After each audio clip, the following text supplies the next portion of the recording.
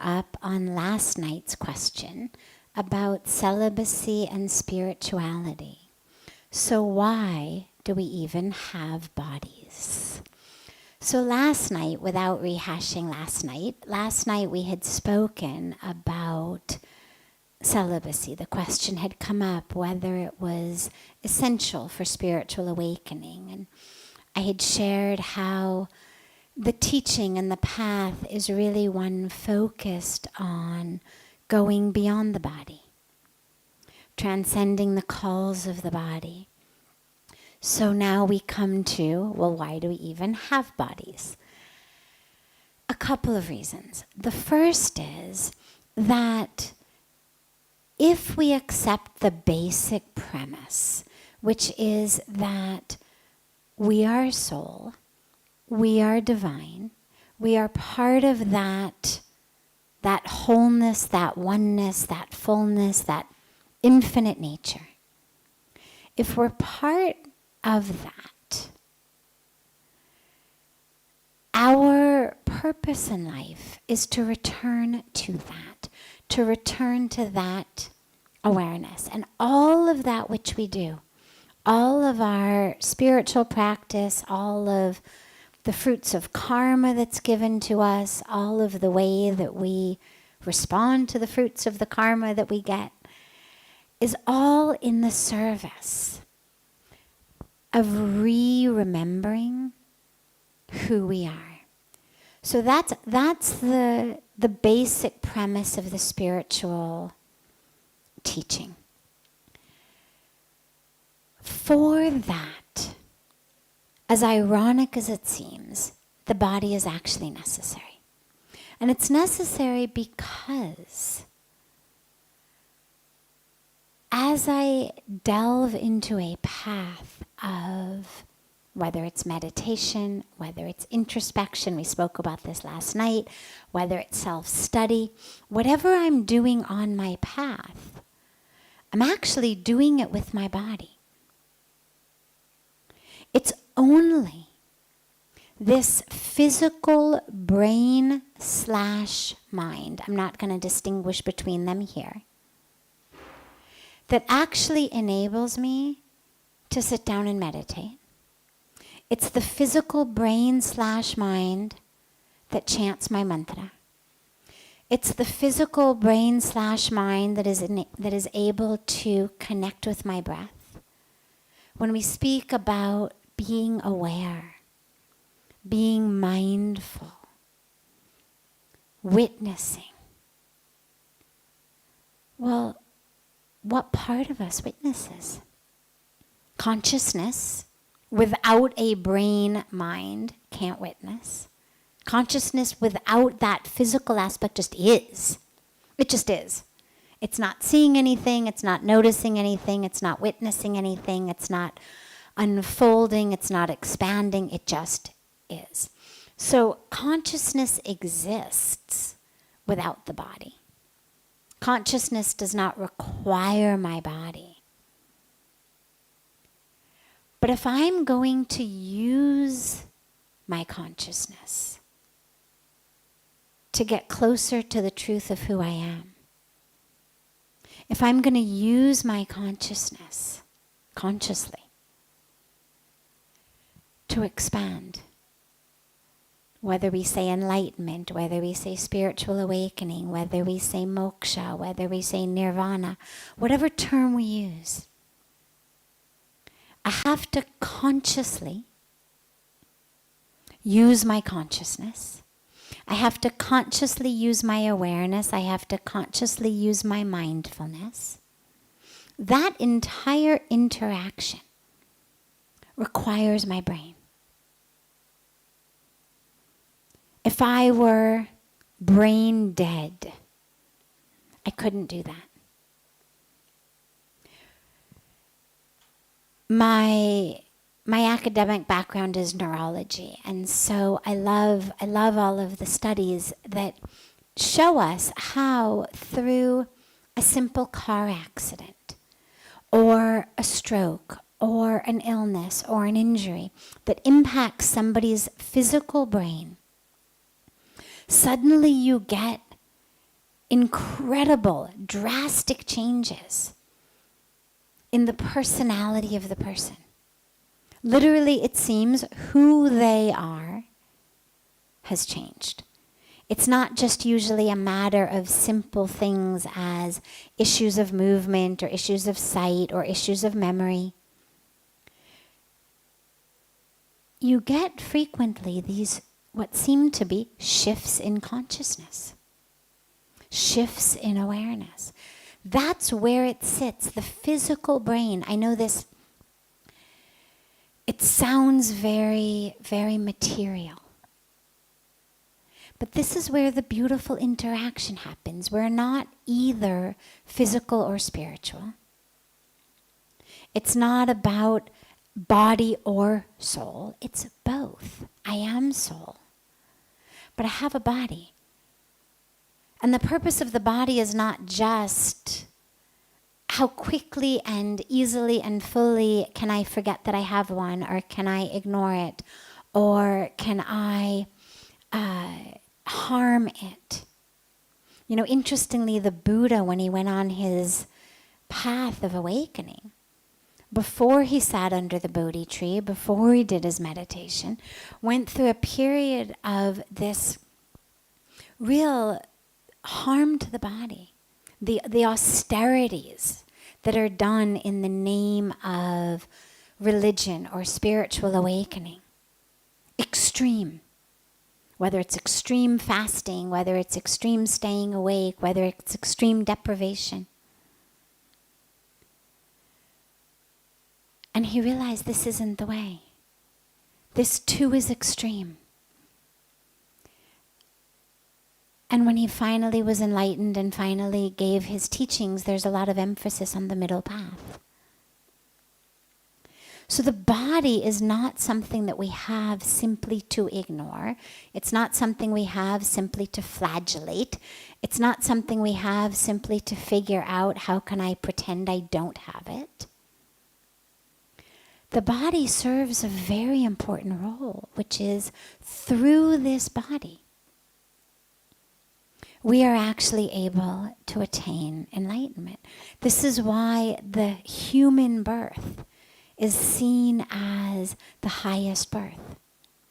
It's ironic also in a way, because you look at animals and they actually seem to be so much higher than we are in so many ways. I mean, animals only harm each other for food or for protection. Animals don't, hurt each other just because they were in a bad mood that day. Or just because they could, or just to show another one, okay, look,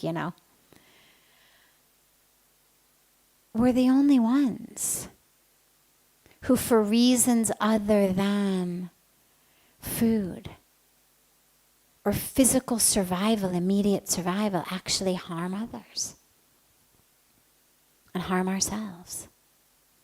So paradoxically, many, many animal species actually seem much more evolved than humans. But the one very, very important distinction, and the reason that a human birth is seen as the highest, is we believe that we are the only species that's able to look at itself.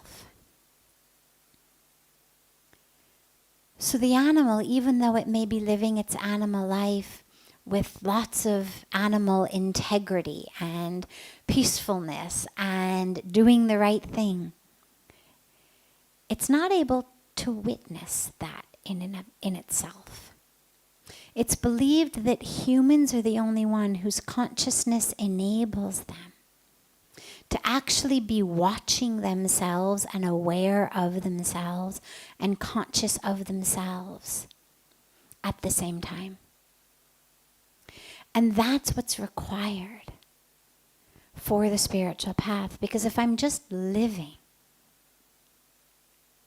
then I'm not going to have the part of me that's witnessing this, that's watching this, that knows that I'm not the role, that understands that I'm the one wearing the costume, wearing the mask, saying the lines, but I'm not that role. Yes, I may have the body of white American middle-aged female, but that's not who I am. It's just the costume I have at this particular moment, this particular intersection of time and space. It's the role, it's the costume, it's the mask. But if there weren't a part of me that was able to witness that, if there weren't a part of me that were able to sit in meditation and not be the role, I would never know that. And so our brain/mind, the very physical aspect of that, is actually required for awareness, for attention, for focus, for introspection, for gyan.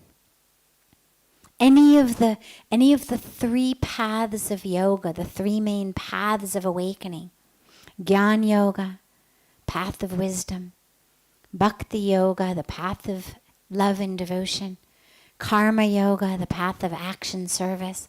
So these are the three paths that are given to us as the main ways to connect with God, to have enlightenment, to be self-realized. Every one of them requires a body. If I'm going to do anything, well, I certainly need hands and legs to do it. I need a brain to plan what I'm going to do, to understand what I'm going to do, to implement it. I wouldn't be a very good karma yogi with no arms, no legs, and no brain to plan or execute. Similarly, if I'm following a path of Jnana Yoga, of wisdom, of understanding, if I'm asking myself, who am I, who am I, who am I? Well, there needs to be a part of my brain that can do that. I need my brain. The consciousness that just isn't asking any questions. It's my brain that says, who am I? Not my sari, not my skin, not my blood, not my organs. Who does that?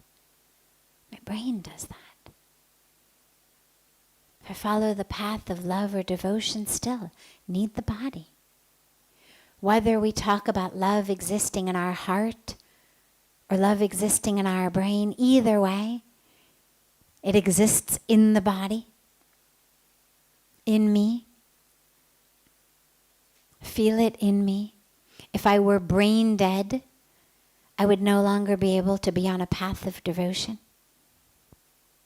So whatever path we're on, it requires the body. So that's why we have the body. We mistakenly think we have the body because first we think I am the body. So this just is me. I have it because it is me. We then start to move beyond that. We think, well, maybe I have a body because that's the point of life, right? Eat, drink, be merry, enjoy. I have a body so that I can enjoy the taste of pizza. I have a body so I can enjoy the taste of chocolate ice cream. I have a body so that I can enjoy. Well, on the one hand, actually, there's a part of that that's true.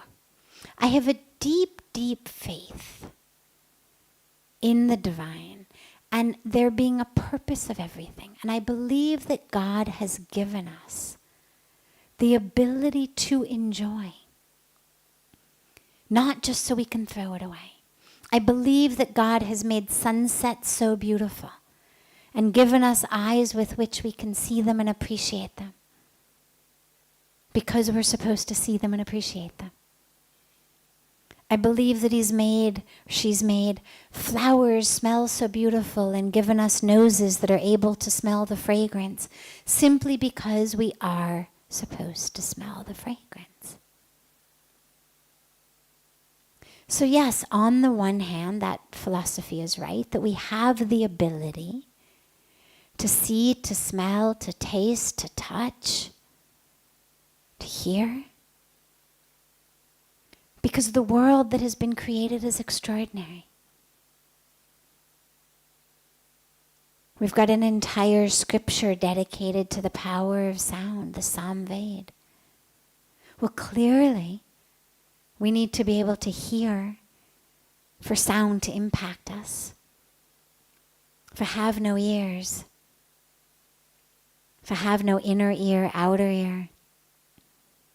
Doesn't matter how beautiful the music is. It's not going to impact me. So yes, on that one hand, I believe that the body has been given to us so that we can really absorb and enjoy and love and have gratitude for the incredibly beautiful creation. And that's not the end. Doesn't end there. We haven't been born simply to enjoy the taste of pizza, enjoy the sight of a sunset, enjoy the smell of a flower, enjoy the sound of Mozart. These are beautiful, beautiful things along the way. But that's not the highest purpose. The highest purpose is, of course, to use the faculties of the body-mind to realize that it's not you and to connect with what is you, which is soul. But even to have that experience of oneness, of connection, I need to be conscious of my consciousness. I need to be able to be aware. And so even to experience the melting and the merging, I still need the brain. Because that's where my experience takes place. It's my organ, you can say, of experience. The nose would be our organ of smell. Well, the brain is our organ of experience, of interacting with the world. All of the smells, all the sights, all the sounds, it all eventually gets processed in the brain. This is how we interact with the world. So that's why we have it. But just because we have it doesn't mean we are it. We have it not so that we can be its slave, but so we can use it. I mean, you could say, well, why do I have a microphone? I have a microphone so I can use a microphone. I have a microphone so that those of you in the back can hear what I say. Last night when the electricity kept going out, we realized, how grateful we all are for the microphone. But just because I have it doesn't mean I am it. We're all clearly able to understand, I have one. It's great, I'm so glad I do. But there's a big difference between having something and being something. And there's a big difference between me using it and it using me. This microphone is not telling me what to say. But when we think we are our bodies, or when we fall into the trap of believing that just because there's a signal that says hunger or sleep or sex or this or that, that means that I have to do it. Well, I was hungry, of course I had to eat. Well, I was sleepy, of course I had to sleep. Well, I wanted it, so of course I had to have sex. No. We're not slaves of the body just because we have one. Any more than I'm a slave of this microphone, of what to say. But we use it. It's the only one we have. It's an incredible gift. And we use it for all that it can give us, ranging from gratitude and enjoyment for the miracles of creation, to the ability to take us into the miracle of the Creator. And that Creator within our own selves.